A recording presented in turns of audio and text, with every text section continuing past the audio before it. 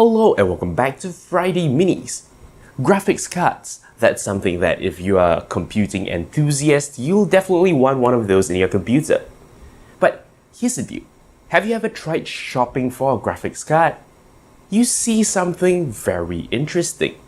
When you head over to look at listings for graphics cards, of course you'll be looking at them based on a particular manufacturer, someone like NVIDIA or AMD. But what's more interesting are all the graphics cards that are made by other manufacturers. Yes, there are manufacturers other than NVIDIA and AMD, but the cards use the same names as, say, the NVIDIA cards. So what's going on here?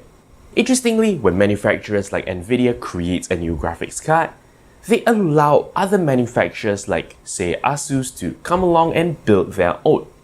Not only that, they allow these companies to sell those graphics cards under the same name.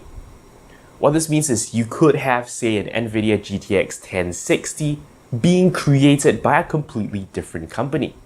But what does this mean for us as the consumer? Obviously, these cards are not exactly the same, and you can see this from the price alone. Some of these graphics cards from other manufacturers can be more expensive than a stock card, and that refers to, well, the actual card made by the actual manufacturer, say NVIDIA. Surely there are some differences, and as it turns out, yes, there are. The key thing that doesn't change is the actual GPU chip. Of course, nowadays when we talk about GPU, we're referring to the entire card, but strictly speaking, we're referring to the graphics processor unit, the actual chip that's doing all the work. That doesn't change. If we're talking about a 1060, it's a 1060, right? Between an NVIDIA one or between one that is created by a third party. However, other things can change. For example, how the card is cooled, how much memory there is on the card, even the clock speed of the card. Of course, all of these play very important roles in determining, the performance of the card itself. And what this means is you do need to do a little bit of research into various cards. Ideally you would look at things like benchmarks, and only that really tells you which card is better. Clearly, all of the features I've mentioned are fairly important. For example, the clock speed definitely affects how well the card actually behaves. However, that is also linked to heat. Clearly, if your graphics card gets too hot, it's gonna thermal throttle, and that's gonna bring performance right down. So that's interesting, because it's an interplay of all these different factors that eventually determine how well the card is going to perform.